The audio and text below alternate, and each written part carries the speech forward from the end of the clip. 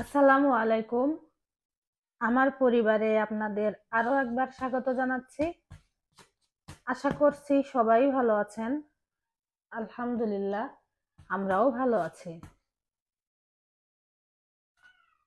কিছুদিন আগে আমরা এই মালবেরি গাছ লাগিয়েছি। তো যখন আমরা কিনে এনেছিলাম নার্সারি থেকে, তখন এর অনেকগুলো ফল ছিল, মানে ছোট ছোট ফুল থেকে, মানে ফুল থেকে ফল হয়েছে এরকম অবস্থায় কিনে আনা। তবে যেগুলো ফল ছিল সবগুলোই ঝরে গিয়েছে, আর এখন নতুন অনেক পাতা বেরিয়েছে। গাছটা খুবই ছোট, তো নতুন অনেকগুলো পাতা ছাড়াতে এখন আরো বেশি ভালো লাগছে। আর আমার এই যে বাগানের অবস্থা খুব একটা ভালো না, মরিচ গাছ অনেক দিনই তো হলো, এখন মরিচের ফুল খুব একটা ধরছে না।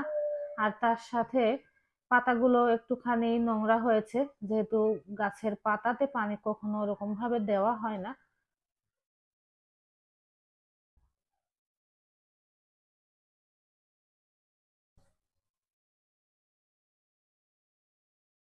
সকালে ঘুম থেকে উঠেই প্রথমে আমি ওই ছাগল বাইরে বের করে দিই, ছাগলের বাচ্চা সহ। তারপরে ওকে খাবার দিয়েছি, তবে খাবার দিলে কি হবে, ও পছন্দ মতো খাবার না হলে খেতে চায় না। আর ছাগলের বাচ্চা এই যে আমাদের সাথে সাথে ঘুরছে। বর্ণমালার বাবা ওষুধের ব্যাগ বের করেছে আহ, মুরগি আর পাখির ওষুধ দেওয়ার জন্য। কিছুক্ষণ আগেই বর্ণমালার বাবা ঘুম থেকে উঠেছে, আর আমি অনেক আগেই ঘুম থেকে উঠে গিয়েছিলাম।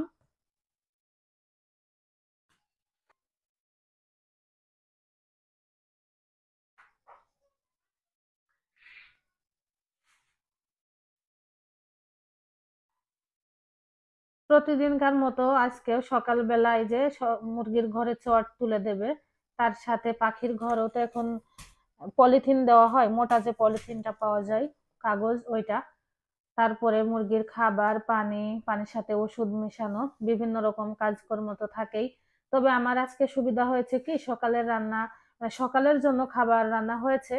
এটাতে সুবিধা অসুবিধা দুটোই হয়। যেমন সকালবেলা শুধু সকালের খাবার রান্না করলে আর একবার রান্নার একটা চাপ থাকে।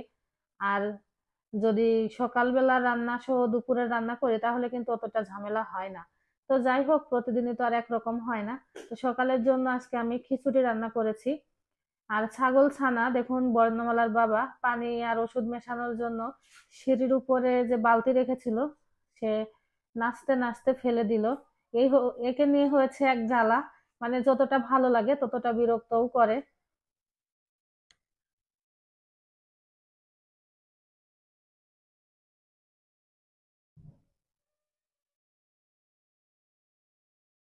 দেখুন অবস্থা কি, কিছুদিন ধরে ওর মায়ের কাছ থেকে খাবার পাচ্ছিল না, এখন বেশ ভালো খাবার পাচ্ছে, যার কারণে ও একটু বেশি চাঙ্গা হয়ে গিয়েছে।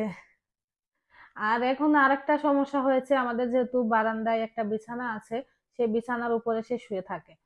আর এদিকে আমি খিচুড়ি রান্না করে করে নিয়েছি, কালাই ডাল দিয়ে একদম ঝরঝরে খিচুড়ি। তবে খিচুড়ির সাথে আলাদা আর কিছু রান্না করিনি। আসলে কালাই ডালের খিচুড়ি যদি ভালো হয় এমনিতেই খাওয়া হয়ে যায়, অন্য কিছু না হলেও চলে। তবে অন্যান্য দিন তো ডিম সিদ্ধ করি, আজকে আর ডিমটাও সিদ্ধ করা হয়নি। আর এগুলো হচ্ছে আমাদের গাছের পাকা টমেটো, বর্ণমালার বাবা গত দিন তুলে এনেছিল। আর তারপরে কি আছে আর একটা জিনিস দেখায় আপনাদের। এই হচ্ছে কাঁচা পাকা দুই রকমেরই তেঁতুল, আমার খুব প্রিয়। আমার টক ফল খুব ভালো লাগে খেতে, মানে অনেক বেশি ভালো লাগে। আমার মনে হয় যে যদি টক খাওয়ার কোনো প্রতিযোগিতা হতো তাহলে হয়তো বা আমি ভালো একটা অবস্থানে যেতাম। মানে টক এত ভালো লাগে। তবে বর্ণমালার বাবা ততটাই অপছন্দ করে, টক একেবারেই খেতে পারে না। এখানে কাঁচা পাকা, তারপরে কাঁচা পাকার মাঝখানে যে বেলে হয়, সব রকমেরই আছে। আমার খুব প্রিয়। এই কারণে বর্ণমালার বাবা একজনকে দিয়ে গাছ থেকে পাড়িয়ে এনেছে। এই রাস্তার যে গাছ হয় সে গাছ থেকে।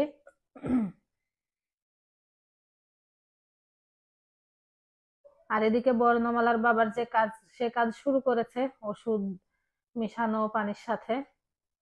মাঝে কয়েকদিন বন্ধ দিয়েছিল, আবার দিচ্ছে। আর আমাদের একটা খামারের সমস্যা হয়েছে কি, মুরগিতে তো নিচে ডিম পাড়ে অনেক সময়। তো যখনই ডিম নিচে পাড়ে তখনই সবগুলো মুরগি গিয়ে ওই ডিমের উপর আক্রমণ করে, মানে ডিম খেয়ে ফেলছে। হঠাৎ করে এই সমস্যাটা দেখা যাচ্ছে। তো যার কারণে আমাদের উপজেলাতে যে পশু হাসপাতাল আছে সেই হাসপাতালে গিয়ে বর্ণমালার বাবা কিছু ওষুধ এনেছে।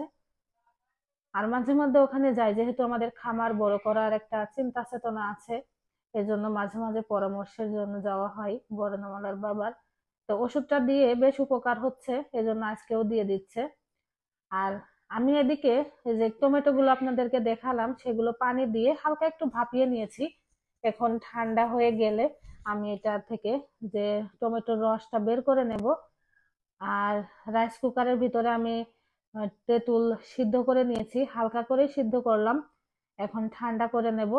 আর এদিকে দুপুর আর রাতের জন্য তো রান্না আজকে হয়নি, এই জন্য রান্নাটাও করে নিতে হবে। এখানে আমি দেশি মুরগির মাংস নিয়েছি, তার সাথে দু একটা আলু দিয়েছি। মশলাপত্র মোটামুটি কেটে নিয়েছি, এখন শুধু ব্লেন্ড করে নিলেই হবে। আজকে আর পুরো রান্নাটা দেখালাম না, তাহলে ভিডিও অনেক বড় হয়ে যাবে। আর যেহেতু টমেটো আর আপনাদেরকে আহ, তেঁতুল দেখিয়েছিলাম, আসলে এটা দিয়ে কি তৈরি করব সেটা কিন্তু বলিনি। আমি এটা দুটো একসাথে করে সস তৈরি করব, যেহেতু তেঁতুল আর টমেটো দুটোর পরিমাণই কম, একসাথে করে নিচ্ছি। তো রান্নাটা আমার মাংস প্রায় হয়ে আসলো। আর এদিকে টমেটো সস অনেকক্ষণ হলো বসিয়ে দিয়েছি। টমেটো সস করার সময় চিনি বা গুড় যে কোনোটা দিলে আমার মনে হয় হয়ে যায়। তো আমি এখানে গুড় ব্যবহার করছি। 1 কেজি থেকে দিয়েছি বেশ অনেকটা, আর ওই যে নিচে একটুখানি রয়েছে। তো গুড় দেওয়ার পর দেখা গেছে যে আরো পাতলা হয়েছে গিয়েছে। এখন অনেকক্ষণ ধরে জাল দিয়ে নিচ্ছি। রোজার সময় এটা বেশ ভালো কাজে আসবে। আর বর্ণমালার বাবা একটা বই অর্ডার করেছিল দারাজে, সেটাই একটুখানি আগেই দিয়ে গেল। তো আপনাদের সাথে একটু শেয়ার করছি। এটা হলো ডেল কার্নেগির একটা, এই বইটা বেশ ভালো, এজন্যই নেওয়া।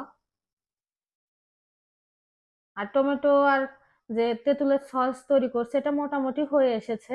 আমি একটুখানি নাড়াচাড়া করে চুলা বন্ধ করে দেব। ঠান্ডা হয়ে গেলে দেখা যাবে আরো আরো একটুখানি ঘন হয়ে যাবে।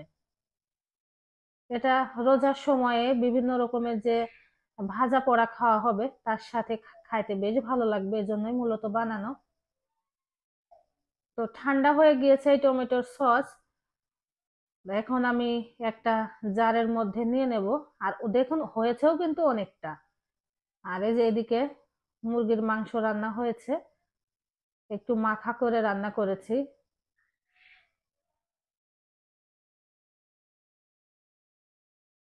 দুপুরের জন্য তো মুরগির মাংস রান্না করেছে, আসলে এক তরকারি হয়ে যায়, এই জন্য দুইটা বেগুন ভাতের ভিতরে দিয়ে সিদ্ধ করে নিয়েছি। আর আমার মেয়ে এদিকে খেলছে। এখনো পর্যন্ত আমার চ্যানেলটি যারা সাবস্ক্রাইব করেননি, প্লিজ আমার চ্যানেলটি সাবস্ক্রাইব করে আমার সাথেই থাকবেন। আর যদি আপনি অলরেডি সাবস্ক্রাইব করে থাকেন, আপনাকে অসংখ্য ধন্যবাদ। সকালবেলা তো আপনাদেরকে বেশ কিছু পাকা টমেটো দেখালাম, তো তখন বর্ণমালার বাবা কিন্তু ছাদ থেকে এই টমেটো গুলো আনেনি। আনলে কি হতো, আগের গুলোর মধ্যে দিয়ে দিতাম, তাহলে ভালো হতো, একটুখানি বেশিও হয়তো। যাই হোক, এগুলো রেখে দিলাম।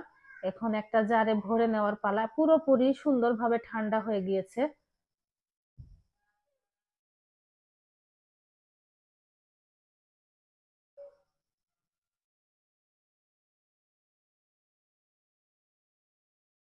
এই তো একটা কাচের জার। এই বয়ামটা আমি অনেক দিন আগে কিনেছিলাম, যখন আমি অনার্স ফার্স্ট ইয়ারে।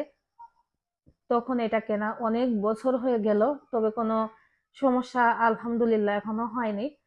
তো স্টুডেন্ট থাকা অবস্থায় কি হয়, বিভিন্ন সময় বিভিন্ন রকম জিনিস আসলে রাখতে হতো, তবে জিনিসপত্র তো কাছে কম থাকতো।